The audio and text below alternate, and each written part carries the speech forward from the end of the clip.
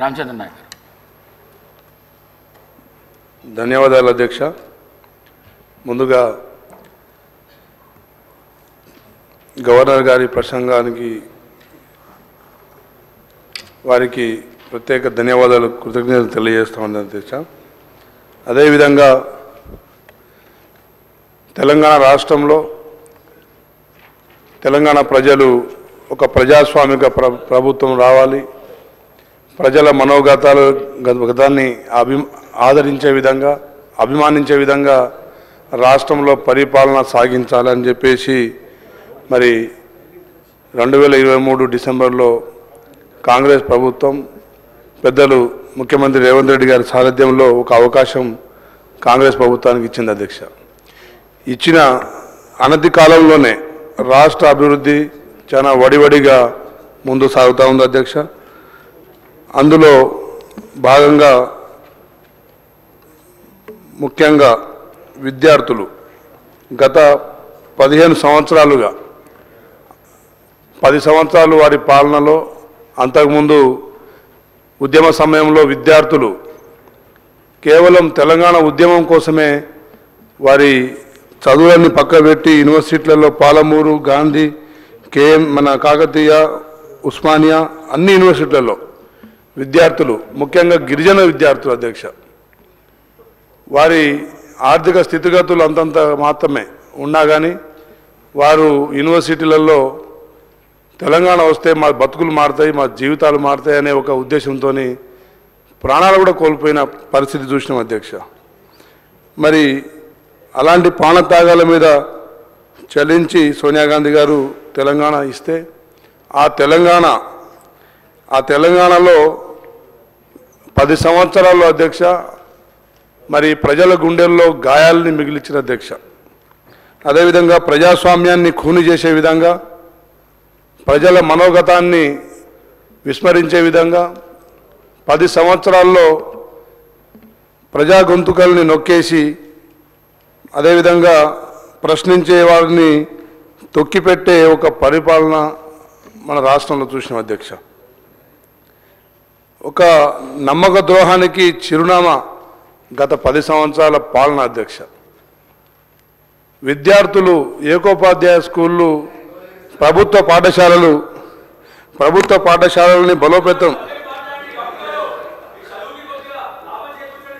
పాఠశాలల్ని బలోపేతం చేయాల్సిన రాష్ట్ర ప్రభుత్వం మరి పాఠశాలల్ని విస్మరించి విద్యార్థుల్ని విస్మరించి ఉపాధి ఉద్యోగ అవకాశాలు కూడా మరి పక్కన పెట్టి పరీక్షల పేరు మీద అన్ని లీకేజీలు, అదేవిధంగా మరి నోటిఫికేషన్లు వేసినట్టు వేసి కోర్టులలో వివాదాలు, ఆ విధంగా 10-15 సంవత్సరాల యువత నిర్వీర్యమైంది అధ్యక్ష ఈ రాష్ట్రంలో.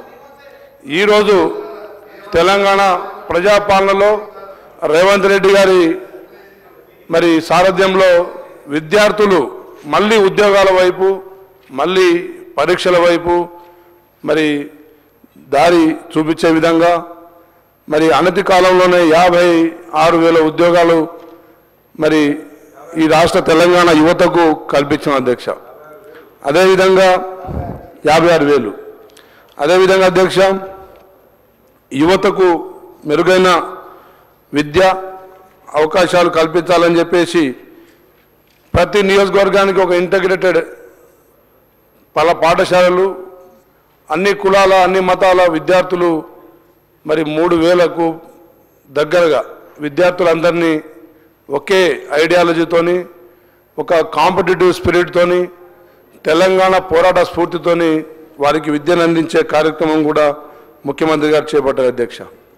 అదేవిధంగా గతంలో ఐటీఐలు అనేది మూతపడ్డాయి అధ్యక్ష. టెక్నికల్ ఎడ్యుకేషన్ అనేది ఒక నైపుణ్యత కేంద్రాలు మొత్తం మూతపడ్డాయి అధ్యక్ష. వాటిని ఆధునీకరించి అడ్వాన్స్ టెక్నాలజీ సెంటర్స్గా తెలంగాణలో ప్రతి నియోజకవర్గంలో ప్రారంభించాలని చెప్పేసి ముఖ్య ఉద్దేశంతో ముఖ్యమంత్రి గారు ముందుకు సాగుతూ ఉన్నారు అధ్యక్ష. అదేవిధంగా రైతాంగాన్ని తెలంగాణ రాష్ట్రంలో అధ్యక్ష గతంలో కేవలం రైతు బంధు అని చెప్పేసి మిగతా మరి పనిముట్ల సబ్సిడీలు కావచ్చు, మిగతా డ్రిప్ ఇరిగేషన్ సబ్సిడీలు కావచ్చు, వివిధ రకాల సబ్సిడీలన్నీ తొలగించి కేవలం ప్రచార ఆర్భాటం కోసం వారు రైతు బంధు అనే ఒకటి ప్రవేశపెట్టారు అధ్యక్ష. రైతు రుణమాఫీ ₹1,00,000 చేస్తామని చెప్పేసి మరి గత 10 సంవత్సరాల్లో గత ప్రభుత్వం ఇచ్చింది కేవలం 17,000 కోట్లు అధ్యక్ష. కానీ మన ప్రభుత్వం వచ్చిన సంవత్సరం లోపే సుమారు 22,000 కోట్లు 25 లక్షల మందికి రైతులకు రైతు రుణమాఫీ విముక్తి చేసింది అధ్యక్ష. అయినా కానీ ఆ ప్రతిపక్షాలు కాంగ్రెస్ ప్రభుత్వం ఏం చేస్తుంది, ఏం చేయట్లేదు, హామీలను విస్మరిస్తుందని చెప్పి మాట్లాడుతుంది అధ్యక్ష. రైతాంగానికి వారు ఇచ్చిన 10 సంవత్సరాల్లో 17,000 కోట్లు, మేము ఇచ్చిన సంవత్సరంలో 22,000 కోట్లు, మరి ఆ వ్యత్యాసం వారికి కనబడట్లేదా అని చెప్పి అడుగుతున్న అధ్యక్ష. అదేవిధంగా కాళేశ్వరం నీళ్లు మరి కేవలం 10 సంవత్సరాలు గత 70 సంవత్సరాల క్రితం కట్టిన ప్రాజెక్టులు ఏది చెక్కు చెదరలేదు అధ్యక్ష. కేవలం మరి 10 సంవత్సరాల్లోనే మరి కాలంలో గర్భంలో కలిసిపోయే విధంగా కాళేశ్వరం ఈరోజు రైతాంగం ఇబ్బంది పడుతుందంటే అధ్యక్ష. నీళ్లు వ్యవసాయానికి ఇబ్బందికరంగా మారిందంటే అధ్యక్ష. ఆ పాపం గత ప్రభుత్వానికి కాదా అని చెప్పి ప్రశ్నిస్తున్నారు అధ్యక్ష. ఆ రోజు కాళేశ్వరం మరి నాణ్యత మరి దాన్ని లోపం లేకుండా ఉండుంటే ఈరోజు తెలంగాణ దక్షిణ తెలంగాణ మొత్తం సస్యశ్యామలం అయ్యేది అధ్యక్ష. గతంలో కూడా వారు ఇచ్చింది Sriram Sagar project, mid Maner, lower mid మన ఎల్ఎండి నీళ్లు అధ్యక్ష. కాళేశ్వరం కేవలం 160 టీఎంసీలు మాత్రమే వారు లిఫ్ట్ చేసిన అధ్యక్ష మేడిగడ్డలో. అందులో నుంచి 30 నుంచి 40 టీఎంసీల వాటర్ వరదలు వచ్చినప్పుడు మళ్ళీ కిందికి వదిలేసుకుంటూ పోయారు. కానీ న్యాచురల్గా వచ్చిన నీళ్లతో, వర్షాలతో వచ్చిన చెరువులు నిండిన నీళ్ళని కూడా మేము కాళేశ్వరం నుంచే ఇచ్చినామని చెప్పారు అధ్యక్ష. కానీ మన ప్రభుత్వం ఇప్పుడు నేషనల్ డ్యామ్ సేఫ్టీ అథారిటీ వారి పర్యవేక్షణలో మరి వారు 2 ఫీట్లు కుంగిపోయిన ప్రాజెక్టును మళ్ళీ కట్టాలని చెప్తున్న పరిస్థితి ఉంది అధ్యక్ష. దాంతో మరి కొంత వ్యవసాయ రంగానికి నీళ్లు ఇబ్బందికరంగా, తాగునీటి కూడా ఇబ్బందికరంగా మారే పరిస్థితి తెలంగాణలో వచ్చింది అధ్యక్ష. ఏదేమైనా కానీ దాన్ని కూడా అధిగమించడం కోసం మరి ఇరిగేషన్ శాఖ మంత్రులు ఉత్తమ్ కుమార్ రెడ్డి గారు అహర్నిశలు శ్రమిస్తున్నారు అధ్యక్ష. అన్ని జిల్లాలకు నీళ్లు సాగునీటికి, తాగునీటికి అందించే కార్యక్రమం ముందుకు పోతా ఉంది అధ్యక్ష. అదేవిధంగా గతంలో నీళ్ల కోసం ఉద్యమాలు చేస్తే మరి ఈరోజు తెలంగాణ ప్రజలకు కన్నీళ్లు మిగిల్చారు అధ్యక్ష. అది గత ప్రభుత్వం చేసిన పాపమే, శాపమే అని చెప్పేసి చెప్తున్న అధ్యక్ష. అదేవిధంగా బంగారు తెలంగాణ అని చెప్పేసి ఒక మంచి టైటిల్ని వాడిన అధ్యక్ష. ప్రజలు నిజంగానే బంగారు తెలంగాణ అంటే మురిసిపోయారు అధ్యక్ష. ఆ బంగారు తెలంగాణలో ఒక అప్పుల తెలంగాణగా, మళ్ళీ ఆత్మహత్యల తెలంగాణగా, అదేవిధంగా మరి నేరాల ఘోరాల తెలంగాణగా మార్చిన సంగతి కూడా మనం చూసిన అధ్యక్ష. ఈరోజు ప్రజాప్రభుత్వం తెలంగాణలో మరి ప్రజల కష్టాలకు తోడుగా ప్రభుత్వం ముఖ్యంగా మహిళల్ని బలోపేతం చేసే విధంగా రాష్ట్రంలో పాలన సాగుతుంది అధ్యక్ష. మహిళలకు వారు ఆ రోజు డ్వాక్రా గ్రూపులకు, అదేవిధంగా మహిళా సాధికారతకు ఎలాంటి ప్రోత్సాహం అందించలేదు అధ్యక్ష. కానీ మన ప్రభుత్వం వచ్చిన తర్వాత ముఖ్యంగా రేవంత్ రెడ్డి గారు మహిళల్ని బలోపేతం చేస్తేనే తెలంగాణ బలంగా మారుతుందని చెప్పేసి, ఆర్థికంగా స్థిరత సాధించవచ్చని చెప్పేసి మరి మహిళలకు దాదాపు 21,000 కోట్లు మరి వడ్డీ లేని రుణాలు వారికి కల్పించడం జరిగింది అధ్యక్ష. అదేవిధంగా మహిళలతోని ఇందిరా శక్తి క్యాంటీన్లు, అదేవిధంగా వారితో స్కూళ్ళల్లో యూనిఫామ్స్ కుట్టించే కార్యక్రమాలు, అదేవిధంగా సోలార్ ప్లాంట్లు, పవర్ ప్లాంట్లు, ఆర్టీసీ బస్సులు నిర్వహించే విధంగా కూడా ప్రభుత్వం మహిళల్ని ఆర్థికంగా ముందు తీసుకెళ్తా ఉన్న పరిస్థితి రాష్ట్రంలో చూసినాం అధ్యక్ష. అదేవిధంగా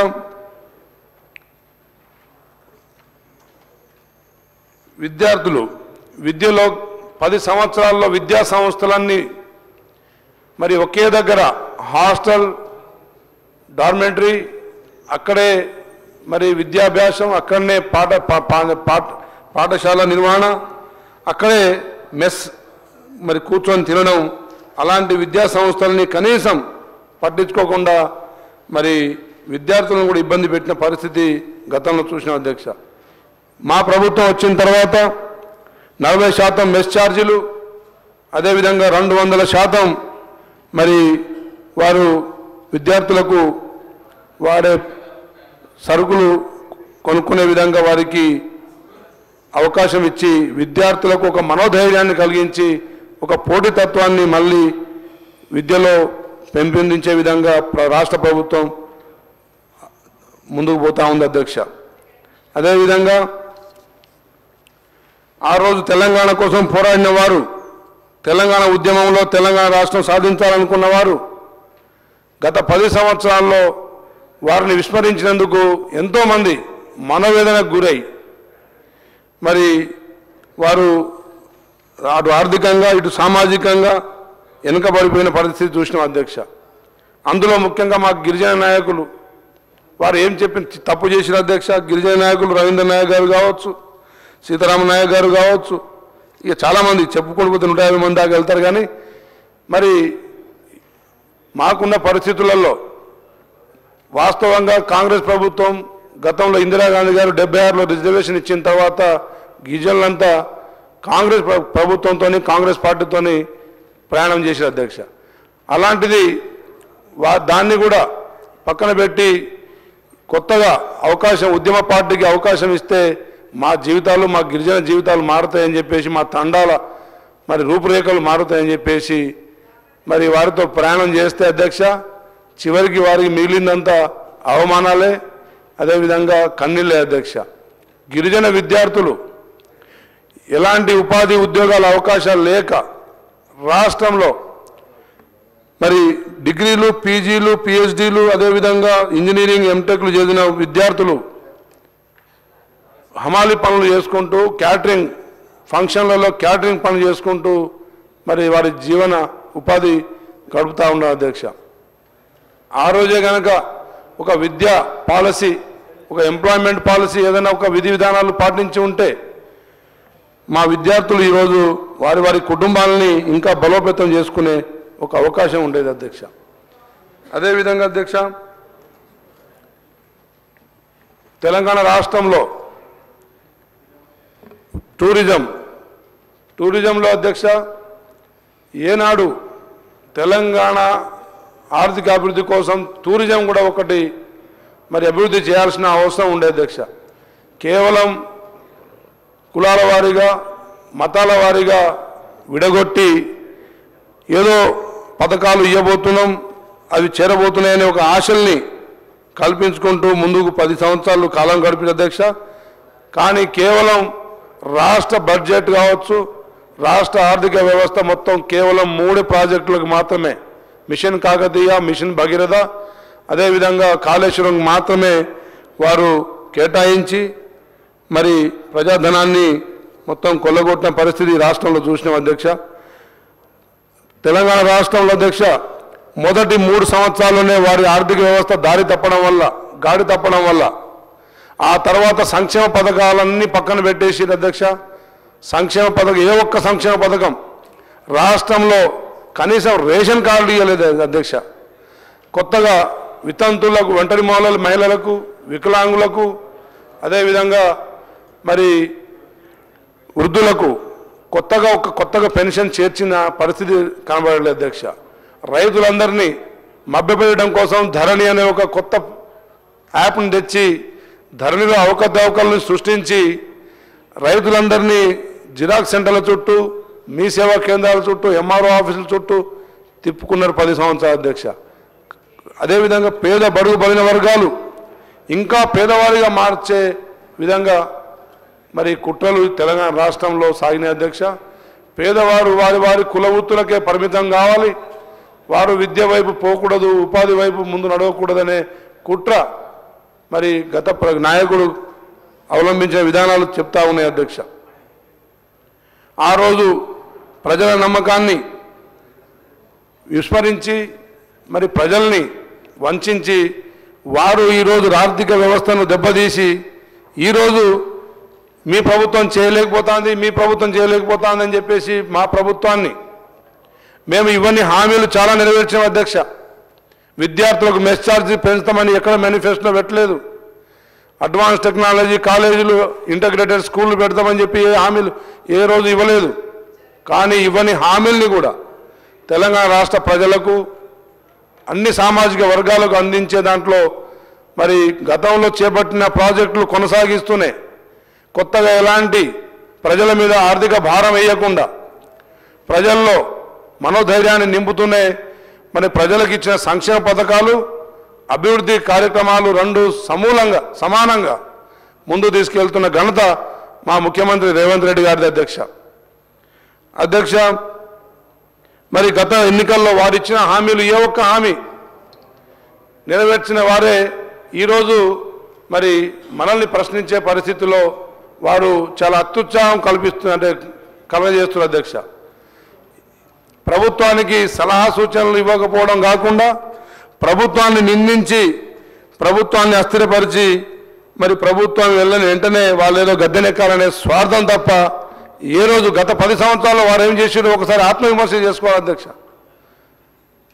విద్యా వ్యవస్థలో కావచ్చు, ఇంకా ఏ వ్యవస్థలో కావచ్చు, పాలసీలు ఒక లిక్కర్ పాలసీ తప్ప ఏదన్నా పాలసీ తెచ్చిరా ఒకసారి వాళ్ళు మాట్లాడగలరా అని చెప్పి అడుగుతున్నా అధ్యక్ష. అదేవిధంగా మరి పోలీసుల పిల్లల్ని ఒక మంచి నాణ్యమైన విద్య అందించడం కోసం వారి కోసం కూడా రాష్ట్రంలో ఒక విద్యా సంస్థను నెలకొల్పే కార్యక్రమం చేపట్టిన అధ్యక్ష. విద్యార్థుల్లో కేవలం విద్య ఒకటే కాదు, స్పోర్ట్స్ అదేవిధంగా అన్ని రంగాల్లో విద్యార్థులు యువత ముందు నడవాలి, ప్రపంచ దేశాలతో పోటీ పడాలని చెప్పేసి ఒక స్కిల్ డెవలప్మెంట్ సెంటర్ అదేవిధంగా ఇంటర్నేషనల్ స్పోర్ట్స్ స్కూల్ కచ్చిబౌలిలో కూడా ప్రారంభించాలనే ఒక మంచి ఉద్దేశం ముఖ్యమంత్రి గారు ముందుకు పోతా ఉన్నారు అధ్యక్ష. అదేవిధంగా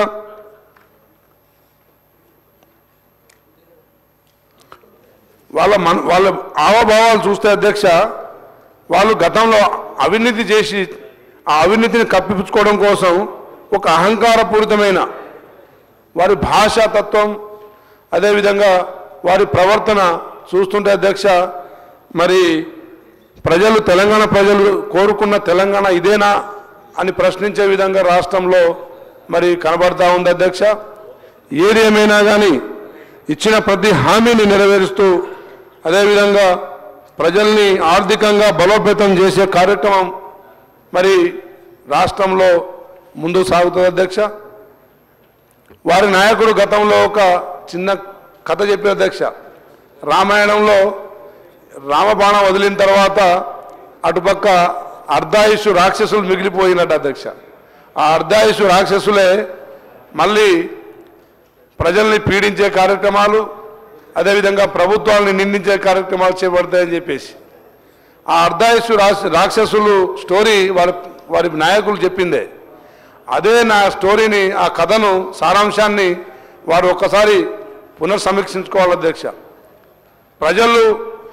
ప్రజలు మనందరినీ కోరుకొని ప్రజలు మెచ్చి వారి పక్షాన మనం నిలబడాలని, వారి పక్షాన మనం ప్రశ్నించాలని, వారి పక్షాన మనం పాలసీలు తేవాలని, ప్రజల్ని ఆర్థికంగా సామాజికంగా రాజకీయంగా విద్యాపరంగా ఉపాధి పరంగా మనం బలోపేతం చేయాలని సంకల్పంతో మనం చట్టసభలకు మనం పంపిస్తుంటే చట్టసభలో చర్చను కూడా సజావుగా నడపనీయకుండా మరి ప్రతిదాన్ని రాజకీయంగా వారి స్వార్థాల కోసం రాజకీయాన్ని వాడుకోవడం ఇది సబబు కాదు అధ్యక్ష.